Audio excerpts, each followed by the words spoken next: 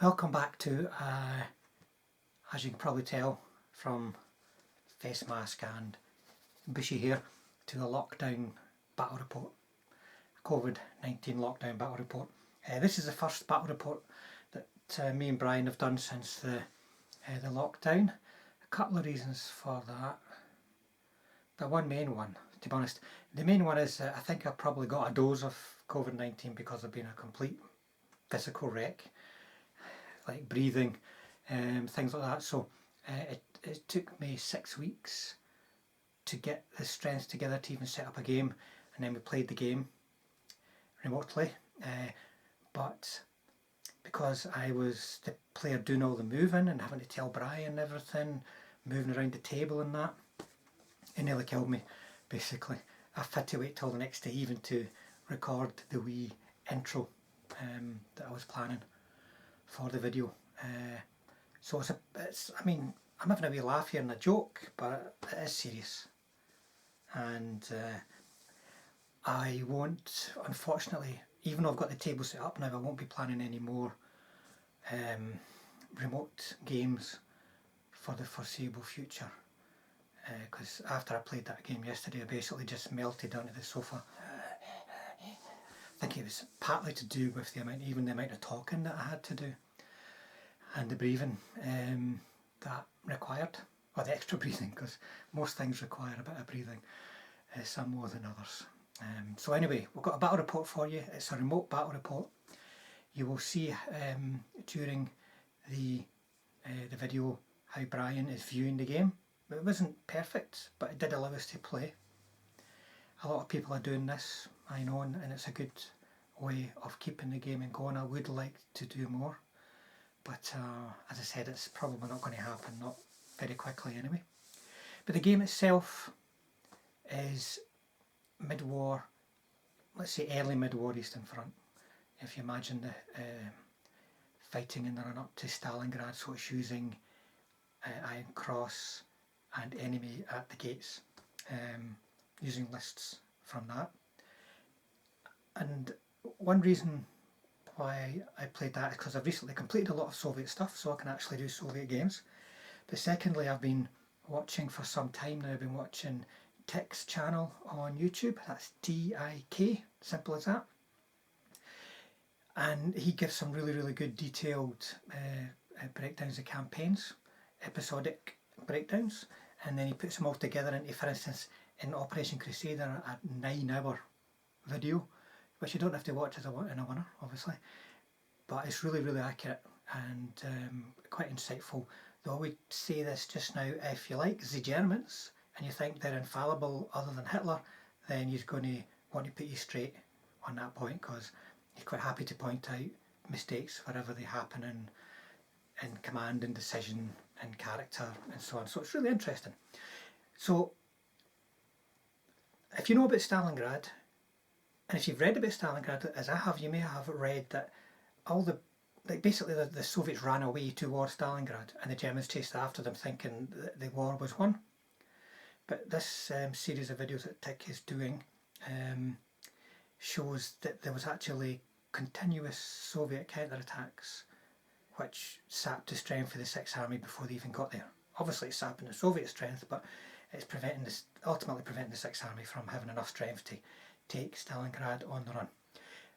And part of the Soviet counterattacks were just mad tank attacks. They would just get a tank army together, and a tank army isn't as big as like a German tank army, but it's still maybe 30-40 tanks, and they would just fling them in without support. So that's what this kind of game, this game is going to be like. Lots of T-34s, T-60s, and I've taken a little bit of support in with some Katyushas because they do need something, because these are going to be the reckless and conscript, what's the word? It's 5+ anyway. 5+ skill check, 2+ to hit. So they're going to, I would imagine, take a bit of a beating, as you'll see, up against the German veteran infantry company with some support. It's 100 points, and we're playing the mission, which I think is now called No Retreat. but it's basically lengthwise attacking down the length of the table. So I hope you enjoy it, and sorry I can't promise any more in the near future, but I can at least still paint, and I have got some painting tutorials coming up, as well as just sharing some of my completed work. Okay, over to the game. So before we look at the list, here is the books we'll be using. Enemy at the Gates for the Soviets and Iron Cross for the Germans. You'll be pretty familiar with the Germans if you've been playing Afrika Korps lists in terms of the tank options. Infantry options are better than the Afrika Korps book because they've got Grenadier and Panzer Grenadier platoons as opposed to the short Afrika Korps rifle platoons. So there's not a hell of a lot of different stuff in here, but the Soviets are very different. They have got a hell of a lot of very poorly trained units, which I'll be using in this. They would be hit on a 2+, for instance. The tanks are hitting a 2+, and the skill rating for them is 5+, as they're green.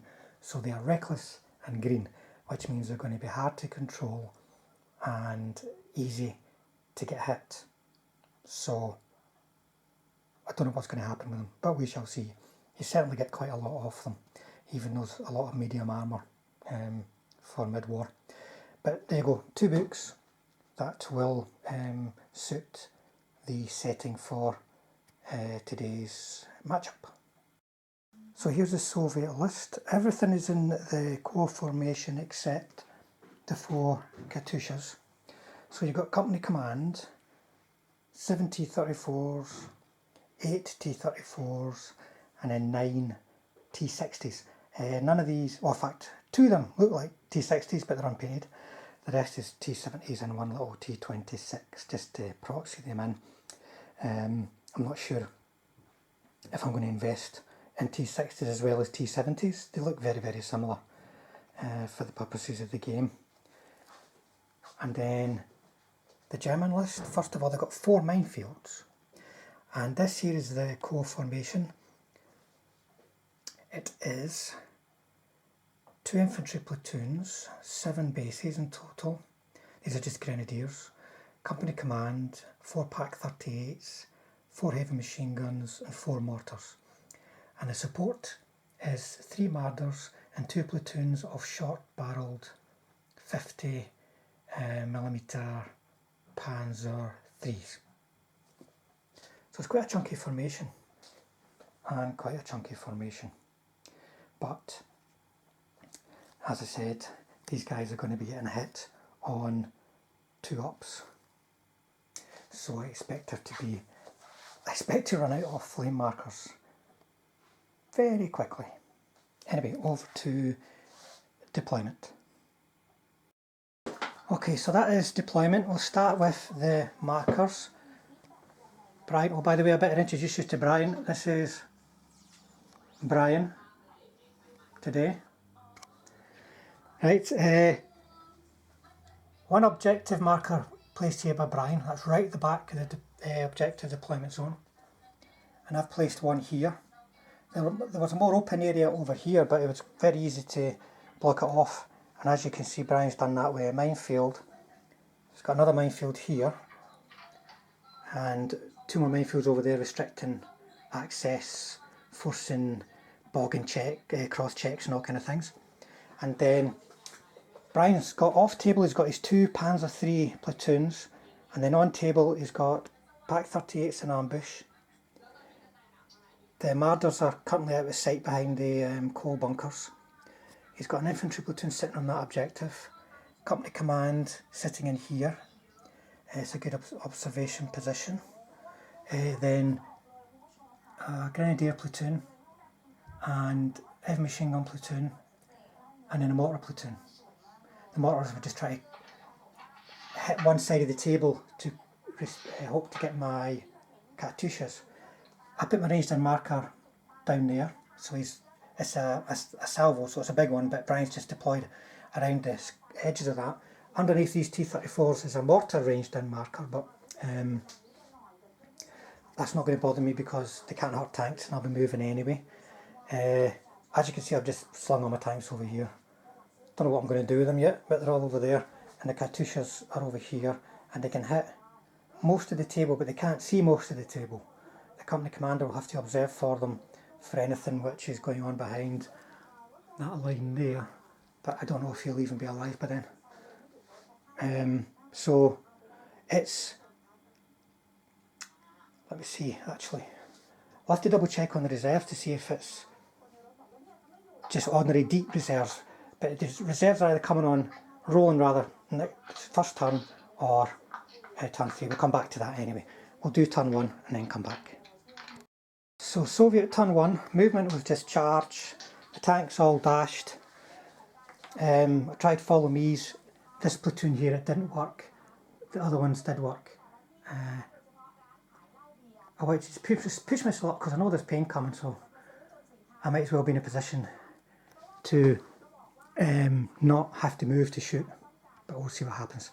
And then in firing, the Katyushas over in the corner there, they moved, ranged in, they managed to get it in the second attempt here, so that's in a position to catch all the Marders and most of the infantry in that platoon. I managed to hit 2 of the infantry. I needed 5 because it was the second attempt to range in. Hit 2 of the infantry. One of them failed, they both failed to save actually, and I managed to pass with firepower on one. So there's one base infantry dead, but at least they're under the template. But here it's like, it's going to be very difficult for me to get through. It's either minefields or cross checks, except for that wee gap there. Right, okay, so we'll go over to Brian and he can decide on ambushes and then roll for reserves and see if he's got some tanks coming in to help him straight away. German turn 1, first of all, the infantry didn't unpin, so Brian's popped his ambush here to protect that flank. He got reserves. They couldn't get, it's the Panzer IV short 50s. He couldn't get in range to hit anybody this turn, so he's moved them out of sight, just brought them up and out of sight. And then as far as shooting goes, the mortars tried just to put a smoke barrage down, just to try and reduce the number of shots coming in their general direction. The heavy machine guns here got some side shots and nearly got a bail on a T-70. The Marders, they backed off, taking advantage of their 32-inch range and getting out of that artillery template as well. And they fired. They failed. They tried to blitz their way out, but they failed. But they still managed to get 2 out of 3 hits against these guys and killed one, bailed one. And then the Pak 38s absolutely clobbered these guys. They only got a couple of kills, but 3 more are bails. So you can see they got 5 out of 8 hits. And that's probably what's going to happen. Most of the shots coming in will hit these guys. So that's it for German turn 1. I've got to try and decide what to do, as I can't actually move forward with any great ease here at all, but we'll see what I can do. So Soviet turn 2, only 1 tank bailed back in, even with a reroll, he never got back in. The T-70s that are still active have swung around to here, out of line of sight of the Pak 38s. 5 T-34s moved up, 3 stayed still, and then all the T-34s concentrated to fire on those mortars and killed 1. Just the 1 mortar. There was lots of saves, but that's what you'd expect really with the upsave. The artillery shifted from the infantry over onto the anti-tank guns. They were ranged in by the company commander who could see them from there. And managed to hit 1, failed to save, but I then failed my firepower. So that's it really for the Soviets this turn. They're in a position to do some shooting, but those Marders are in a position to do some shooting as well, so we'll see what happens. Okay, that's Brian again, just to make sure that everyone realises he's still here. Just for Brian's information, I'm showing them the camera. Right, so, German turn 2. First of all, for unpinnings, the mortars didn't unpin, the infantry did, and the anti-tank guns did. As far as reserves go, nothing this turn. So as far as movement goes, the mortars have decided to get the hell out. The Pack 38s decided to stick it out under the template. The Panzer IIIs did a blitz move. They're back where they were because they did a shoot and scoot. Then as far as shooting goes, the Panzer IIIs managed to get one hit and a chance to bail, because the only thing that can hurt these guys at long range is a 1 against a short-barreled Panzer III. But he failed the firepower. And then shooting, the Marders managed to get 4 hits. They could only see 2 T-34s. One of them rolled 2 6s and saved. The other one, the bailed one, rolled 2 fails and got killed.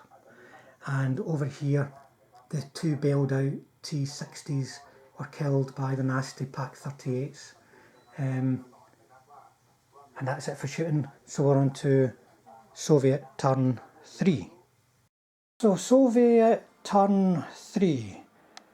Not a lot of movement there. These T-34s moved into the field with a view to doing an assault. They also tried some shots against some Marders and nearly got a hit on got 7. So there's very little shooting. The artillery managed to kill Pack 38. I'm not actually hitting much, but Brian's not making any saves with them either. And then in the assault, I went in on 5s, 5 to hit. Got 1 hit, killed 1. Brian motivated, counter-attacked. Got a couple of hits, didn't kill anything, but then I failed, had to break off. Then it got very tricky, but I managed to break them all off. Everyone managed to get out of danger, though one of them never crossed the hedge. The only thing to my advantage, I suppose, the heavy machine guns aren't going to come and get me anyway, but they're still there, so I would still like to get them, if at all possible. So next turn, the last of the German reserves will be in, and that will be turn, let me think, 3. So I've got to start putting pressure on our objectives soon, otherwise it'll be game over, because I need to be within 8 inches at the start of turn 6. Okay, so German turn 3, the final reserves arrived automatically. The mortars didn't unpin, but they dug in. The Pack 38s backed off. They were in range of T-34s, but the best they could do at that range was get a bail, because they're only anti-tank 9. The Marders and Panzer IIIs did some shooting. The Marders managed to kill the company commander, but he jumped into another tank.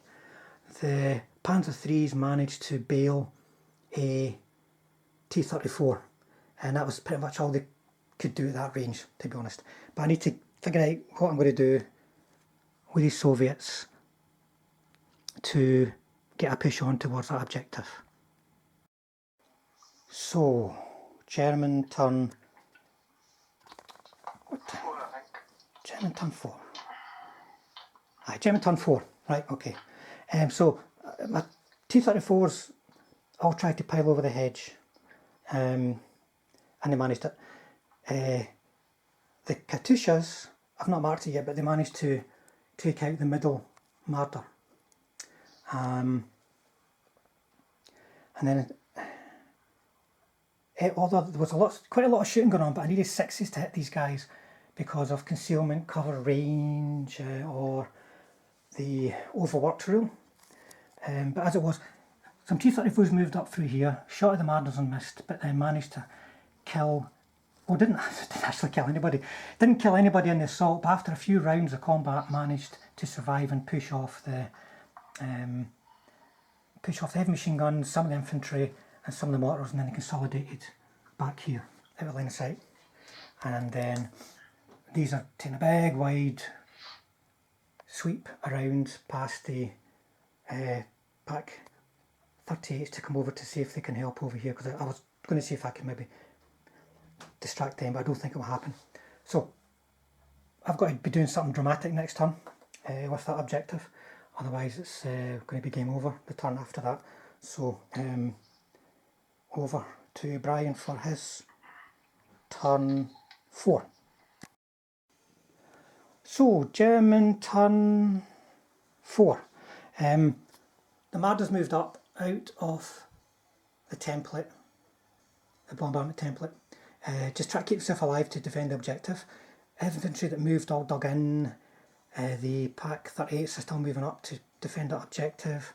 These guys all stood still and let rip, and to be honest they did quite well considering they're only anti-tank 8 against armour 6. They managed to kill 2 and bail 1. So another turn like that and that platoon will be pretty much gone. So I have to keep busy this turn. I can't just keep pulling back now because I've got to be within 8 inches of the objective by the start of turn 6. So in this turn my T-34s on this side have stayed still. Did some shooting. The other guys here, they moved up. The T-60s are moving up.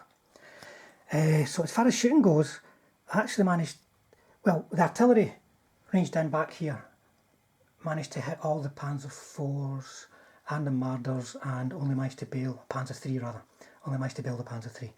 And then shooting, I managed to clobber 2 and I thought, oh yeah, beauty, that platoon's taking a beating and he rolled 2 bloody 6s for saves. So I've not done a thing to them, to be honest. But the assault went a bit better and is, at least I've managed to get myself within touching distance of the objective. I managed, after many rounds, because I need 5 to hit, I managed to stay in the fight because I made sure the company commander was in, and I managed to kill the heavy machine gun platoon, none of the infantry platoon, but they eventually broke off, and I'm now within 8 inches of the objective. So I imagine Brian's going to come out charging me and shoot me to bits with the Marders and Panzer III's at short range, and infantry coming in to do nasty things as well. So we'll see what happens in the next turn. So German turn 5, a little bit of movement. The Marders got themselves in a position, by blitzing, they've shooted and scooted further over into the field out of line of sight, but they were to shoot at these guys. They only managed 1 hit though, which was a bit unlucky, and I managed to roll a 6, so it was just a bail. The Pak 38 behind the coal bunkers there managed to kill the bailed out company commander. It wasn't close enough to jump into any other tank, and then over here he managed to kill another T-34 with the Panzer IIIs. He tried to blitz these guys, shoot and scoot these guys afterwards to try and move over to help the objective, but he failed. So this platoon's got 1, 2, 3, 4 left. That one's got 4 left, and then they're coming over with 5 or 6 tanks. Got to try and I'm within 4 inches of that objective.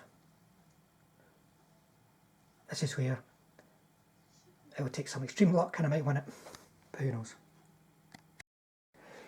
So we're going to call it the Air Fox after the Soviet turn. It didn't go well for the Soviets. They needed a few things to go right this turn. They moved some T-34s and T-60s up to assault and kept everything that could fire at Marders, firing at Marders. And as it was, out of all the shooting, they only managed to hit and bail 1 Marder, and that was it. And the artillery, I was hoping to get Pak 38s bailed, because then I would have a very good chance of getting in for the assault, but I never hit anything. They ranged in but didn't hit anything. So when I went in for the assault, 2 effective hits stopped the